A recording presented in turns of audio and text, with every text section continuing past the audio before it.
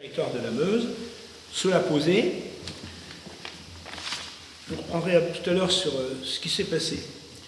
Alors en juillet, au cours de ces événements, on a essayé de se rapprocher des travaux avec notre avocat. La gendarmerie, donc le commandant Dubois qui était là, ne nous a pas autorisé à nous avancer. En fait, on voulait voir qu'est-ce qui passait vraiment, parce qu'on avait une paire de jumelles, on essayait de voir ce qui se passait. C'était pas évident de voir un mur de loin, ça fait combien? Ça fait 1,50 m, ça fait 2 mètres. Est-ce que c'est vraiment un mur? Est-ce que c'est vraiment une route? Qu'est-ce que c'est? On n'a pas eu l'autorisation de nous rapprocher parce que les gendarmes protégeaient ce chantier. Alors ce qui est assez rigolo, c'est qu'ils protégeaient ce chantier. Si ce chantier était une infraction, ils étaient en train de protéger une infraction. Et nous allons voir après ce qu'a décidé le tribunal. Alors, que s'est-il passé? Il y a 8 associations et 4 habitants de Mandres-en-Barrois qui ont saisi le tribunal de grande instance de Bar-le-Duc par une procédure en référé déposée le 25 juillet. Et lors de l'audience du 28 juillet, Landrat a fait très fort dans la mauvaise foi et les contradictions, en reconnaissant effectuer ses travaux dans la perspective de construction du fameux CIGEO, et par ailleurs, elle prétendait n'effectuer que des travaux destinés à une gestion durable de la ressource forestière du bois de Jus. Évidemment, il faut un mur en béton. En cours d'audience est arrivé le fameux, comme un lapin sorti de son chapeau, le fameux arrêté municipal daté du même jour, signé du maire de Mandres, et autorisant les travaux de construction du mur commencés illégalement depuis plusieurs semaines. Il était temps. Il était temps, parce qu'il y avait aussi probablement une infraction au code de l'urbanisme. Alors, donc c'était un référé, le tribunal a été très vite pour répondre, c'est à ça que ça sert un référé, et le 1er août 2016, le tribunal a considéré que Landrat a bien procédé à un défrichement, donc a bien reconnu que c'était un défrichement, donc c'était bien un déboisement, que ça mettait fin à l'état boisé, et que ce n'était pas indispensable pour l'équipement des bois et forêts. Et donc, comme ce défrichement n'était pas autorisé, c'était bien une infraction. Et donc, logiquement, le tribunal a fait cesser l'infraction, donc a ordonné l'arrêt des défrichements sans autorisation, et a obligé Landrat à remettre le jus en état. C'est-à-dire qu'il fallait tout ôter. Il fallait ôter le béton, il fallait ôter le calcaire, et il fallait ôter le géotextile. Et il fallait en plus reboiser, donc Landrat a été condamné à replanter les zones considérées en respectant l'aménagement, c'est ça là où c'est marrant, en respectant l'aménagement forestier qui existait pour la commune de Mandres-en-Barrois, qui durait, lui, jusqu'en 2018. Et donc le délai que le tribunal donnait à Landrat était un délai de 6 mois à partir de la signification de cette ordonnance, c'est-à-dire en gros début février, tout début février 2017. Mais c'était assez rigolo parce que quand vous faites une connerie et vous allez construire quelque chose, c'est déjà arrivé qu'on dise à quelqu'un qui avait construit une maison sans permis de construire, des années après des bagarres juridiques, et bien vous allez maintenant, la maison là, vous allez l'enlever. Parce que c'est pas une peine d'enlever une maison, c'est une remise en état. Et donc là, il y avait une petite on va dire un petit bémol à cette victoire juridique, c'est que tout ça, arrêter, remettre en état, eh ben, c'était sauf si l'autorisation de défrichement était obtenue dans Landrat, donc dans les 6 mois. Voilà ce qui était précisé. Donc si Landrat obtenait cette autorisation de défrichement, eh bien, il n'était pas obligé de faire tout ça. Alors, suite à cette ordonnance du tribunal de grande instance de Bar-le-Duc, la DDT de la Meuse s'est réveillée. Excusez-moi, madame le juge, elle ne s'est pas réveillée. Elle considérait que ces équipements étaient indispensables à la mise en valeur, à la protection de la forêt, et donc elle s'est rangée à l'avis du tribunal de grande instance, et elle a donc logiquement elle a fait son boulot, et donc elle a verbalisé Landrat pour défrichement sans autorisation.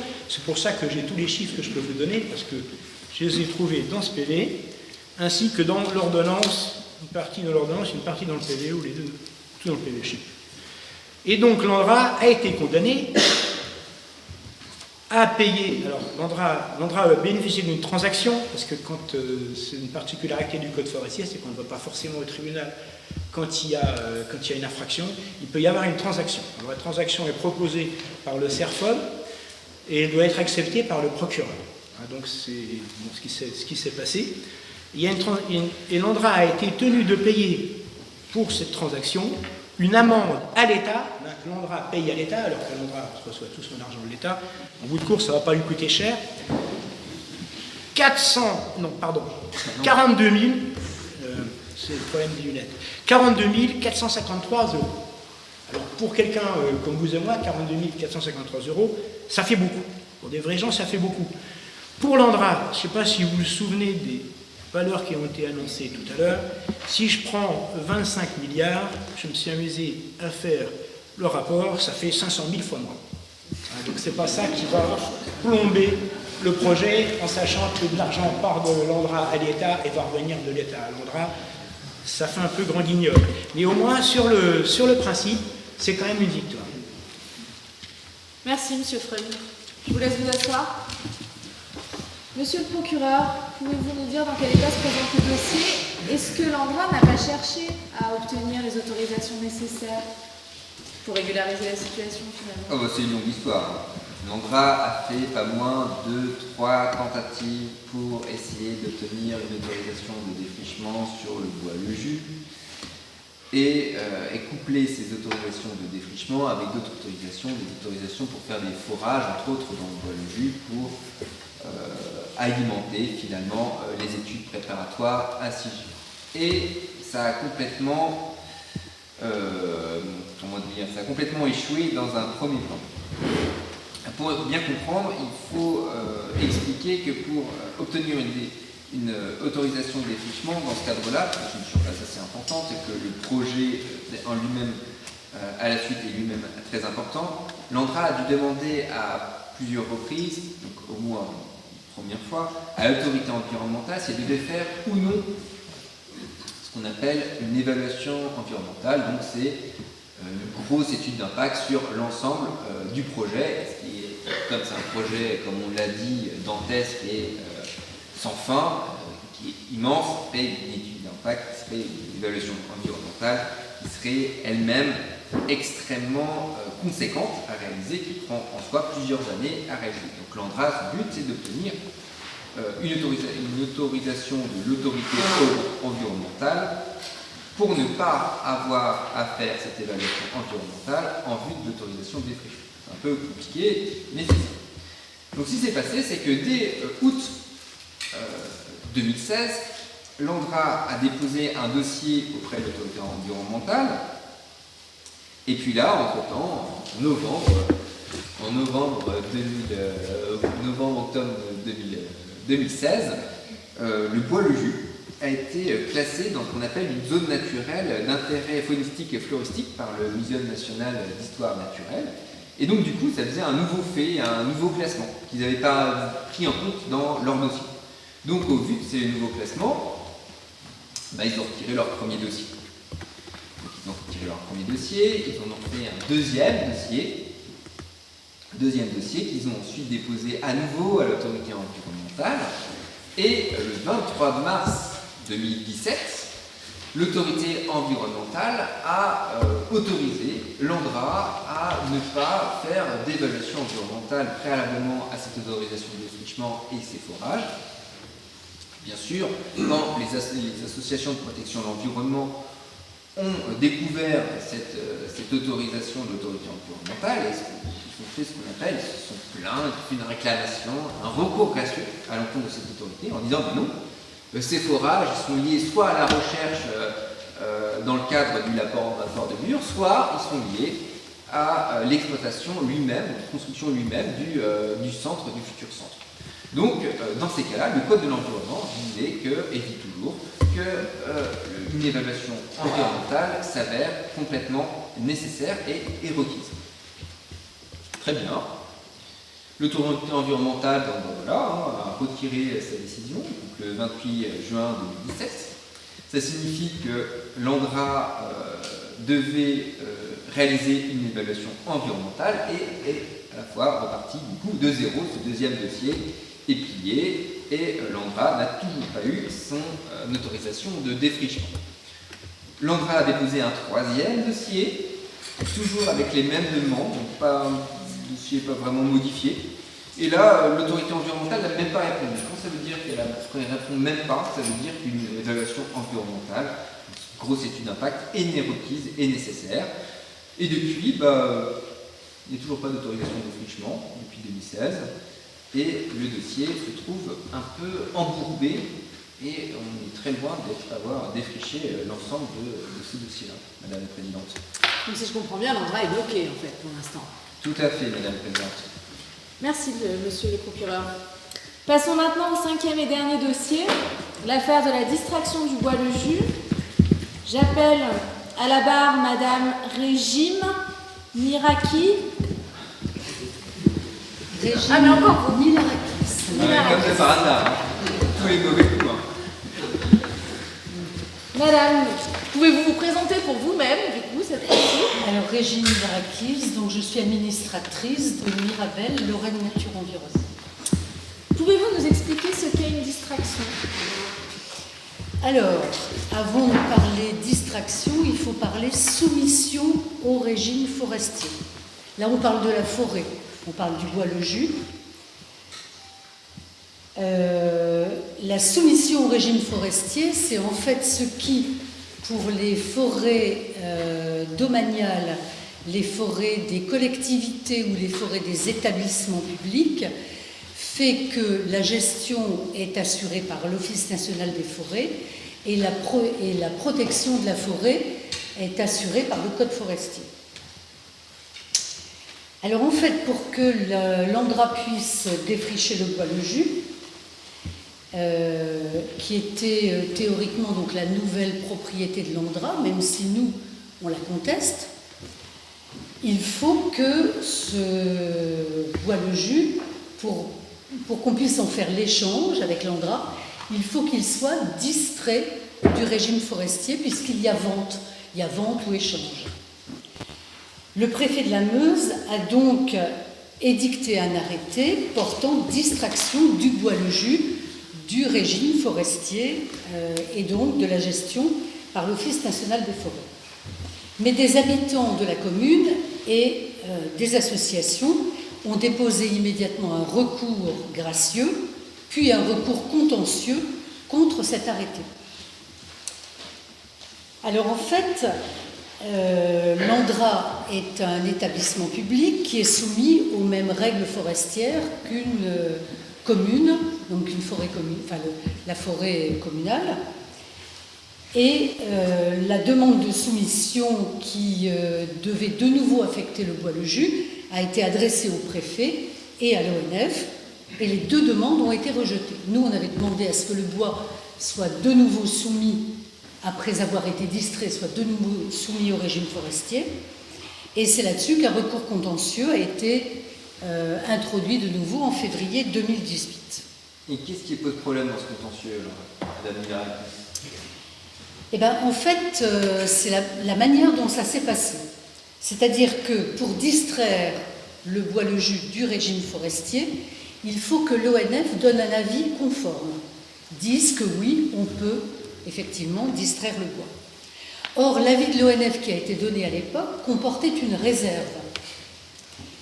Et dans la mesure où il y a une réserve, la réglementation dit que l'arrêté préfectoral de distraction ne doit pas être pris par le préfet, mais doit être pris par le ministre.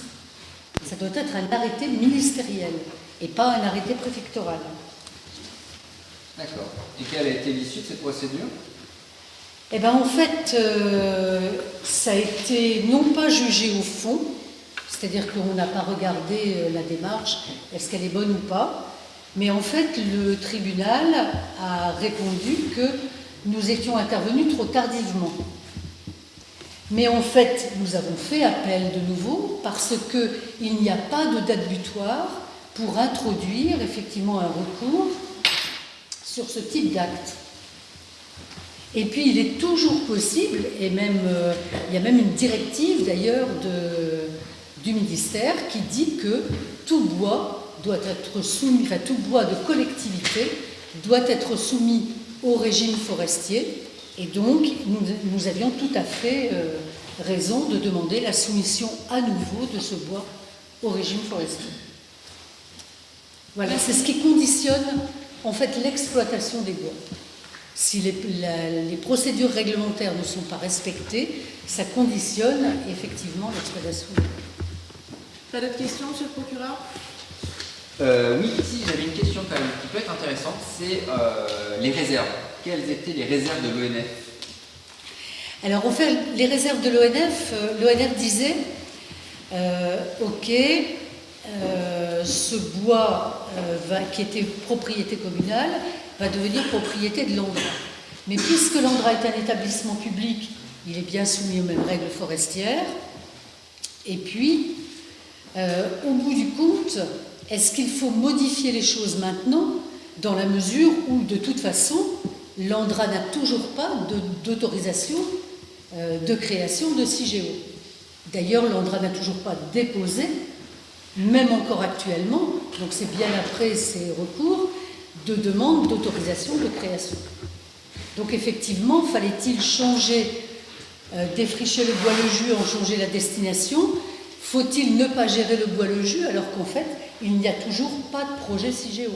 Donc voilà. L'ONF proposait de continuer l'exploitation La gestion forestière. Telle qu'elle Voilà. était auparavant effectuée Voilà. par la commune. D'autant que l'aménagement de cette forêt avait fait l'objet de... Enfin, que la gestion de cette forêt avait fait l'objet de travaux qui avaient été subventionnés par des fonds publics. Et que tout ça, c'est quand même soumis à des règles voilà, de bonne utilisation des fonds publics. Merci Madame Mirakis, vous pouvez vous asseoir. Monsieur le procureur, après avoir passé en revue l'ensemble des dossiers et entendu nos différents témoins, je vous laisse prendre vos réquisitions et puis conclure. Oui, Madame la Présidente. Bon, Madame la Présidente, Mesdames, Messieurs, au regard des graves accusations, des différents témoignages que nous avons pu entendre ce soir, CIGEO est incontestablement coupable des faits qui lui sont reprochés. Oui, mais il ne faut pas se réjouir trop vite. Malheureusement, bien que le projet ait du plomb dans l'aile, il est loin d'être abandonné. Il y a encore beaucoup de combats à mener, notamment des combats juridiques. Et même sur le terrain, il avance quotidiennement avec ce qu'on peut appeler des travaux connexes, des travaux qui permettent à l'installation de se faire, notamment des voies ferrées, des routes et plein de ronds-points ou encore des transformateurs électriques qui vont s'étendre sur quelques surfaces juste à côté du village de Lune. L'autorisation de création de l'installation de CIGEO n'a toujours pas été délivrée, donc là ça nous laisse penser à d'autres batailles futures autour de cette autorisation. Et puis surtout, CIGEO n'est pas venu seul dans la région. C'est toute une nucléarisation du territoire qui est en œuvre pour accompagner ce projet CIGEO. Nucléarisation du territoire, ça veut dire que vous avez un multiple projets qui vont s'installer de part et d'autre dans une centaine de kilomètres autour de CIGEO et qui vont avoir des petites usines qui vont traiter et peut-être et sûrement disperser de la radioactivité dans les cours d'eau, notamment on peut penser à la mare. Récemment, la mobilisation a réussi à faire échouer l'installation d'un de ces projets, le projet Bison, qui est un projet d'usine de conditionnement de déchets de très faible activité et de faible activité à Guillemont. Le projet Bison, peut-être que le bison est parti chercher une herbe plus verte ailleurs, on ne sait pas, mais il ne se ferait apparemment pas. Et actuellement, c'est surtout le projet de laverie nucléaire. Donc laverie, donc en gros, on récupère tous les linges qui revêt l'ensemble des travailleurs du nucléaire dans les installations nucléaires, notamment dans les centrales, sont regroupés et pour les moins contaminés, entre guillemets, sont envoyés dans une laverie pour être réutilisés. Donc il y a un projet de laverie nucléaire à côté de Joinville, sur la commune de Suzannecourt, qui est dans le collimateur parce que des rejets radioactifs, notamment, seraient opérés dans la Marne, donc en amont du lac de Thènes. Et là, vous êtes libre de participer à la contestation à ce projet nucléaire, et c'est là-dessus que je vais terminer mes réquisitions, mesdames et messieurs. Tous ces retours présentés ont été possibles grâce à l'engagement de nombreuses personnes. C'est la rencontre entre juristes, militants de terrain et personnages parfois haut en couleur qui a permis de créer une alchimie favorable à la lutte juridique contre le projet CIGEO et les différents autres projets nucléaires.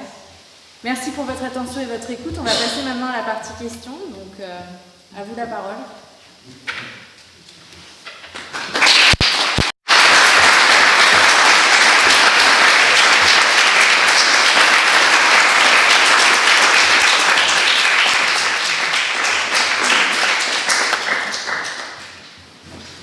Alors, on ne sait pas si le micro marche. Fonctionne. On peut faire tourner le micro si vous avez des questions. En fait, on a pensé à ça, à faire quelque chose d'assez court pour que derrière, on puisse avoir une vraie interaction avec la salle. Si ça vous dit.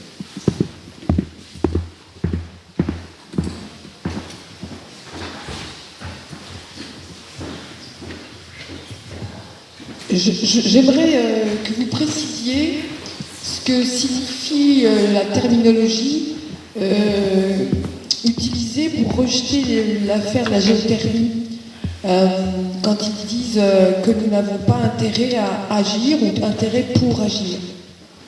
Alors en fait, ce qui nous a été reproché, c'était le fait qu'en tant qu'association de protection de l'environnement, la géothermie n'avait rien à voir avec la protection de l'environnement. Donc en gros, on n'avait rien à faire dans ce contentieux et c'était pas à nous de venir titiller l'Andra sur cette question-là. C'est à peu près en ces termes-là qu'on peut résumer la C'est-à-dire que qui aurait été accepté par la justice qui est considéré comme ayant intérêt à agir ou pour agir. Un exemple, je sais pas moi. Alors, quand on reprend de tête, hein. Moi j'ai pas bossé spécialement sur cette affaire-là, mais quand on reprend la décision, c'était une autre institution publique. Donc une autre personne publique, peut-être. La commune. La commune. Peut-être. Le BRGM, j'en sais rien, d'autres établissements publics peut-être, selon ce premier jugement, mais je pense que c'est sans doute une manière de ne pas juger au fond pour ce tribunal élémentaire et de faire remonter l'affaire plus haut et s'en tirer par la pirouette, quoi. Donc en fait, c'est pas jugé sur le fond. Voilà. Ils disent pas vous avez raison, vous avez tort. Ils disent juste vous, c'est pas votre boulot de faire ça. D'accord. Alors ça, c'était en première instance, parce qu'apraprès, la Cour d'appel est rentrée un petit peu plus dans le fond. Mais en gros, la Cour d'appel, ce qu'elle a dit, c'est que c'est des débats d'experts. Vous êtes contre, eux, ils sont pour. Du coup, c'est pas clair, donc on tranche en faveur de l'autorité publique, quoi. Voilà.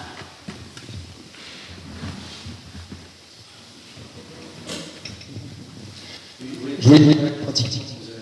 Au-delà, on sent que comme c'est un problème juridique, lorsqu'il y a quelque chose qui est objectif, comme l'histoire du rôle-jeu, ça a été repoussé, donc c'est une victoire pour nous.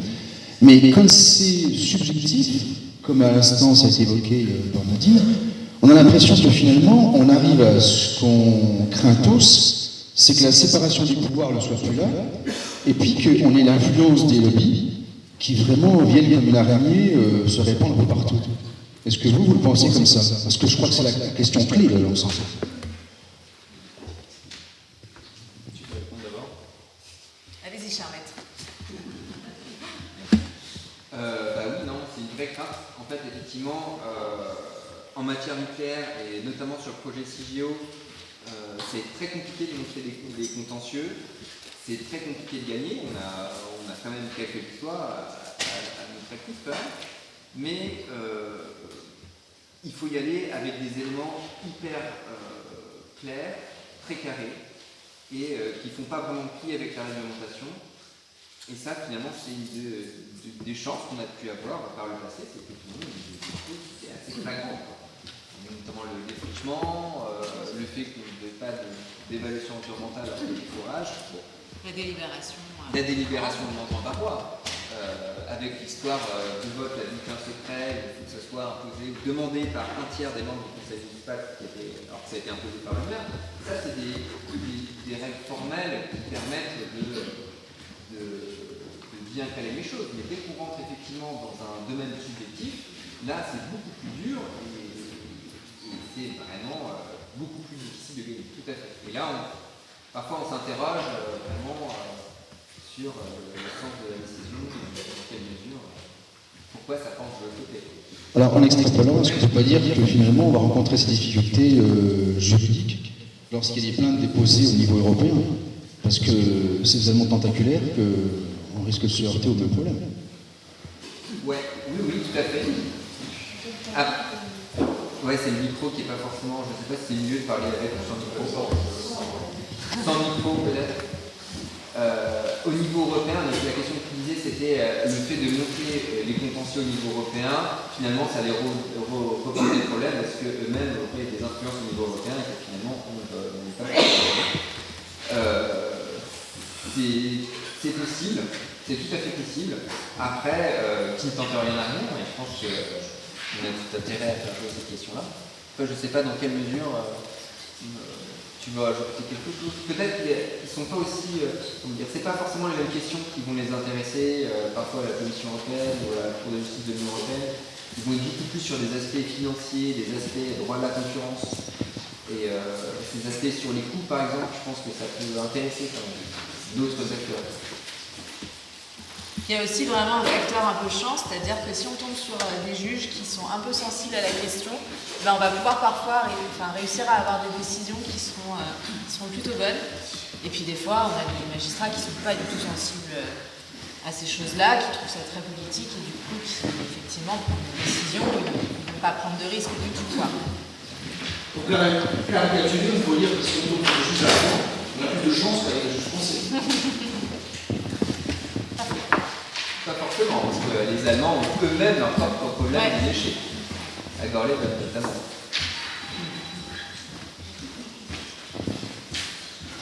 Il y a d'autres questions? Alors moi, je reviens toujours à la question. Vous avez le problème. Par exemple, voté en 2020, avec la sensibilité du corps, et Mandra est fort, hyper fort, il peut, il étudie, il dévoile, et on est là pour les laisser dans ses propres affaires, et on continue. Madame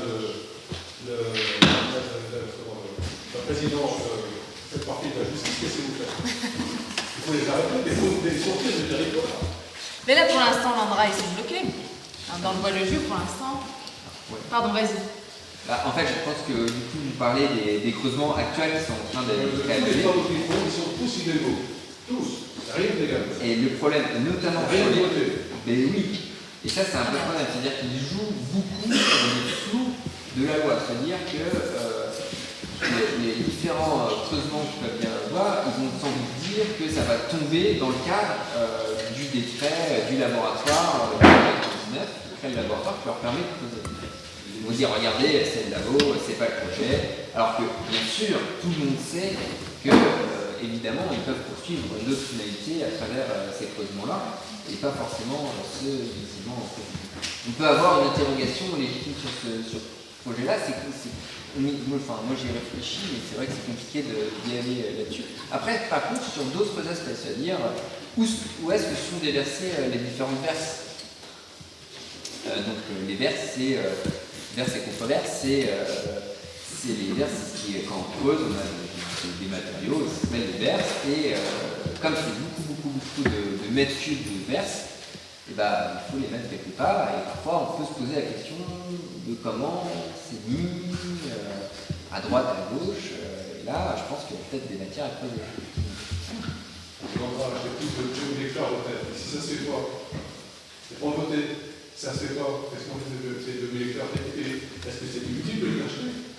Un exemple? Est-ce que c'est utile de dévoiser le jus? Voilà, donc, et on continue.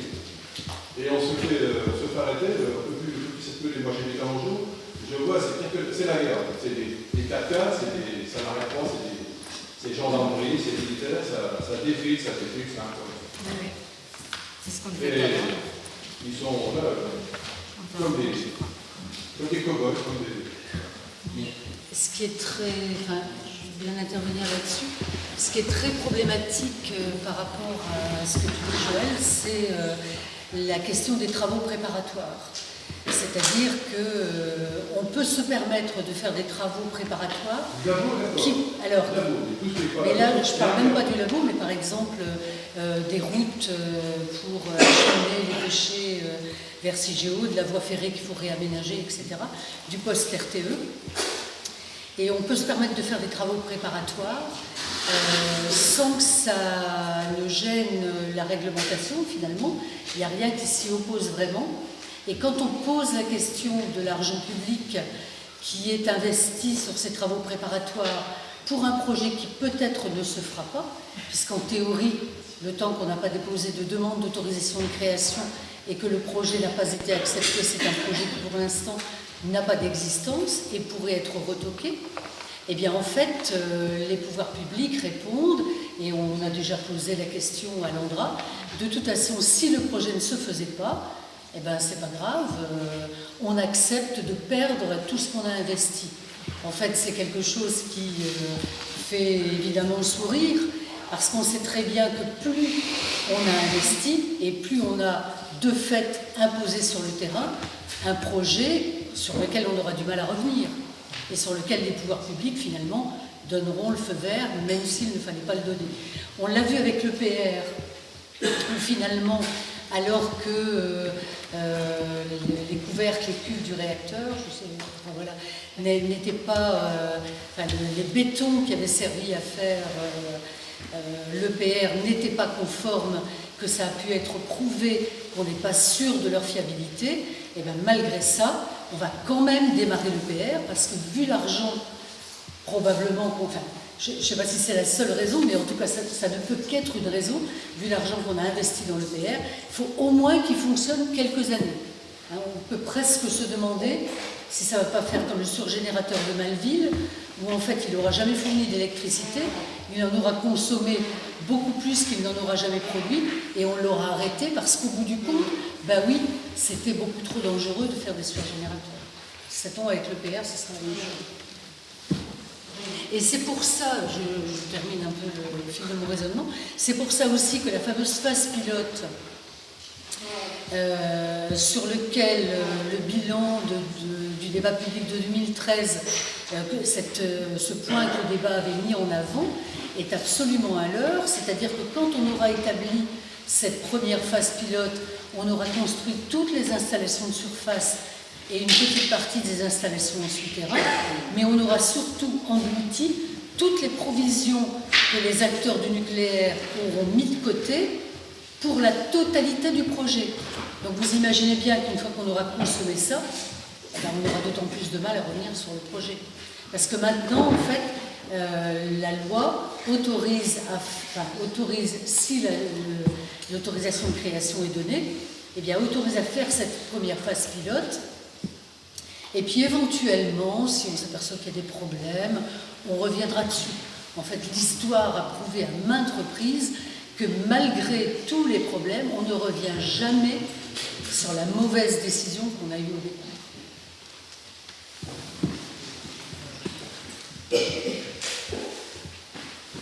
Moi j'avais une question, du coup,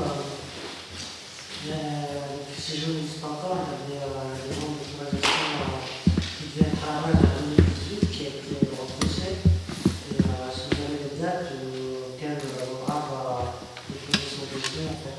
Pour l'instant, ils annoncent 2019, mais ça paraît peu probable avec le débat sur le plan national des déchets radioactifs. On suppose que ça risque d'être repoussé, mais pour l'instant, officiellement, c'est toujours 2019.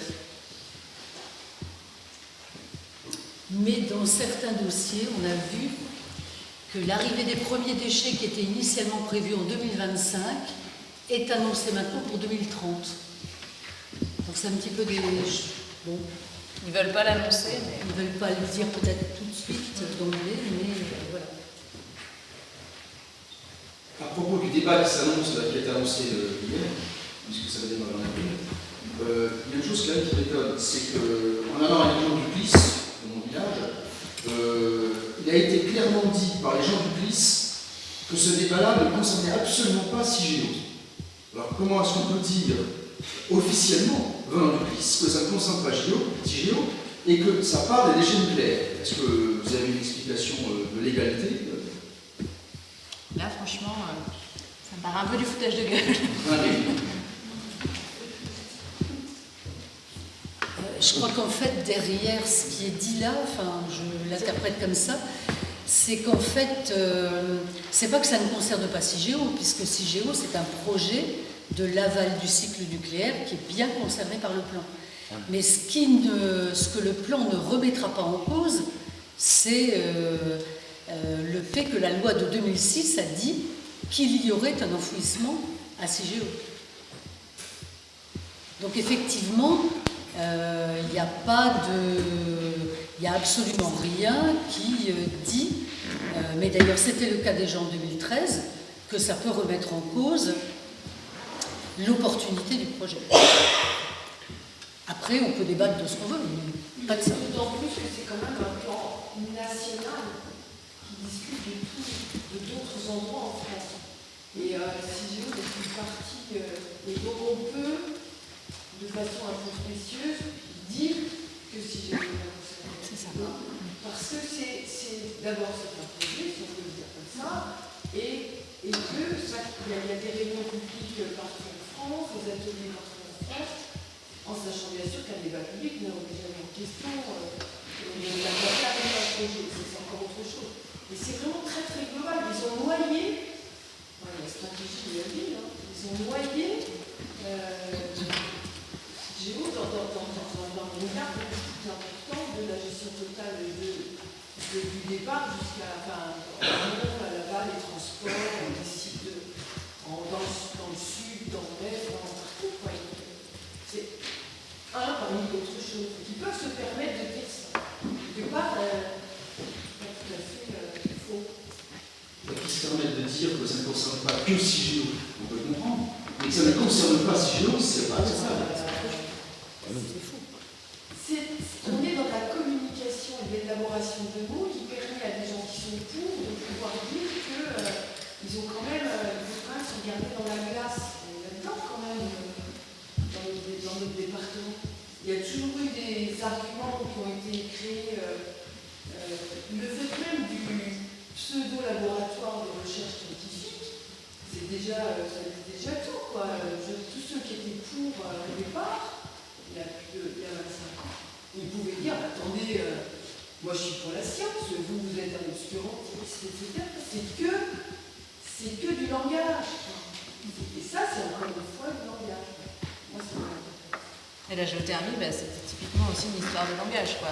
L'Andra a communiqué des informations erronées en essayant d'englober tout ça pour faire en sorte que ça passe. Ça, c'était sans compter sur André Moreau et puis Antoine qui a été farfouillé dans tout ça et puis montrer qu'en fait, c'était un discours qui était complètement faux. Mais quand on met en avant des chiffres aussi techniques, qui va aller contredire ça à part des experts en la matière et s'il n'y a pas des gens qui ont une conscience derrière et puis qui vont porter un vrai discours, voilà, c'est de l'enfumage, quoi. Mais malheureusement, on en est là, quoi. Oui, parce que finalement, ce qu'on voit là, parce que vous avez présenté les 5 affaires, chaque affaire est finalement un acte illégal, quelque part, qui a été commis par CIGEO, lui-même le profit de l'État. Et finalement, vous êtes avocat, juriste, et vous avez pu mener ce combat, mais aussi parce que sur le terrain, il y a des personnes qui vous ont fait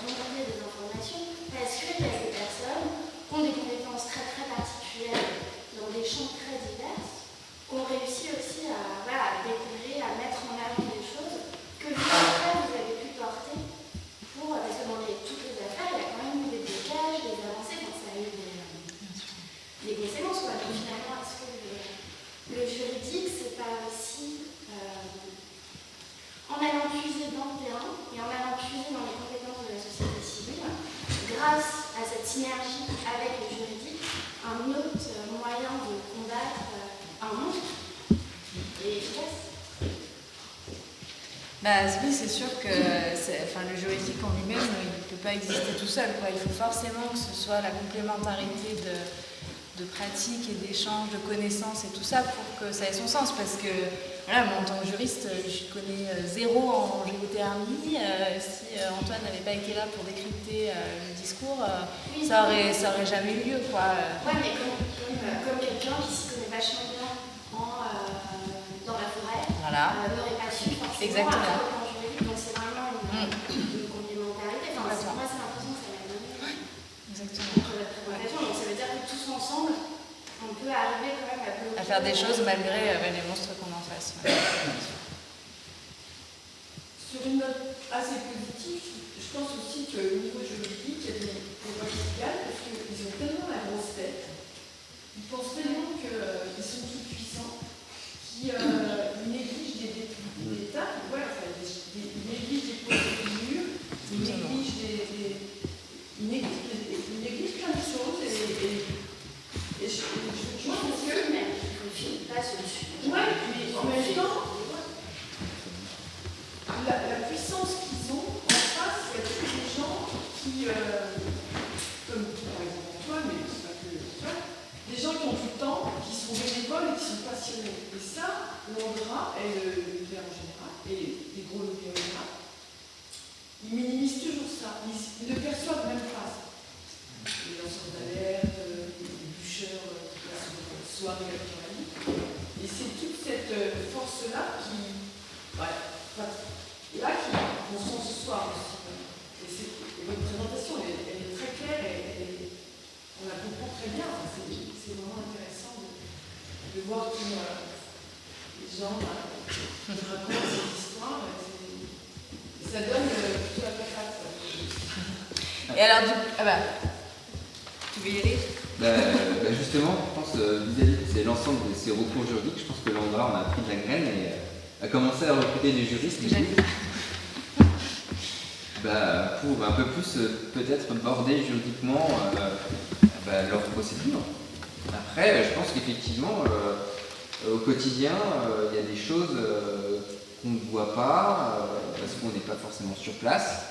Et en étant sur place, on peut voir plein de choses et on peut être au courant des délibérations de conseil municipal, on peut être au courant d'une autorisation qui a été affichée je ne sais où, sur je ne sais quelle législation, réglementation, qui en fait concerne l'Andra, et qui en fait ne sont pas du tout dans les clous, quoi. Donc on peut tout à fait, il faut être très attentif et je pense qu'il y a beaucoup de potentialité là-dessus. Mais effectivement, le fait de gagner des recours comme ça, quelques recours et quelques procédures, il y a ce sentiment, je pense aussi, d'ingénieur tout puissant, nucléocrate et qui, on y va, on fonce. De toute façon, les lois sur CIGEO, c'est pas compliqué. Dès qu'il y a un problème avec la loi, on change la loi. On l'a bien vu, les délais ne correspondaient pas, on change les délais, et bim, ça leur pose pas de problème de changer la loi. Donc,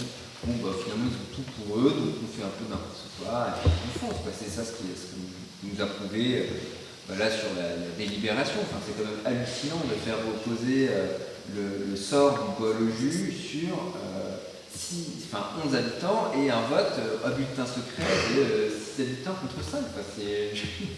Ils pensaient que ça allait passer comme ça, qu'il n'y a pas besoin faire d'emprise, d'expropriation sur la commune. Donc, c'est assez fou. Le défrichement, c'est pareil, il y a plein de choses. À une voix près, actuellement, l'échange du bois, le jus avec le bois de la caisse, ne se faisait pas. Et donc, l'Andra perdait le bois, le jus, c'est-à-dire le bois qui lui est absolument indispensable pour le puits d'accès au stockage et surtout les puits de ventilation. Ça tient à une voix de villageois. C'est une voix. Enfin, de la Meuse et de la Haute-Marne. Une voix, en plus, comme tu l'as dit, Michel, des personnes qui sont intéressées à la délibération et qui, normalement, au sens de la loi, n'auraient pas dû prendre part au vote. Donc, si on retire ces personnes-là, du coup, effectivement, on n'est plus à 6 contre 5, on peut être à 5 contre 5, voire moins. Donc avec, effectivement, quand il y a une normalement, la délibération n'est pas adoptée. Donc effectivement, derrière, les conséquences juridiques sont assez lourdes. On attend toujours ce jugement, ça va faire 2 semaines et demie, peut-être 3. Là, c'est long. Ça, c'est incroyable aussi, c'est que parfois, effectivement, on peut revenir là-dessus, mais sur les décisions des juges, parfois c'est très long. Très très long avant d'obtenir une décision. Les juges nous disent une date, puis après, ou un délai donné, parfois en préféré, même sur l'année dernière. Et finalement, ça a poussé quoi, à chaque fois. C'est pas tout ce qui se passe. Parfois, ça amène à se poser des questions. Et du coup, pour rebondir sur ce que tu disais tout à l'heure, typiquement sur la première délibération de membres, il y avait un vice de forme, cette histoire de vote à bulletin secret. Donc là, du coup, c'est un truc, le tribunal n'a pas de marge de manœuvre en fait, donc ils étaient obligés de l'annuler. Mais sur la deuxième délibération, là, bien sûr, dans les formes, ils ont respecté les règles. Mais par contre, nous, on se base sur la question des conseillers municipaux intéressés et sur la question du vide-prix. Et là-dessus, bon, pour l'instant, on n'a pas la décision, mais voilà, vu ce qu'a conclu le rapporteur public, on peut supposer que ça va être rejeté. Et donc, effectivement, dès qu'on arrive à des arguments de fond, c'est beaucoup plus compliqué d'avoir gain de cause. Et sur le fait que la loi peut obliger à avoir plusieurs sites, c'est vraiment légitimement intéressant, légalement. Légalement, oui, maintenant, il y a une loi très clairement qui dit que... Ouais, c'est ça. Ce sont toujours des lois Il y a une question en fonction d'un projet industriel, c'est pas la même. Exactement. C'est pas un projet industriel qui doit se plier à des lois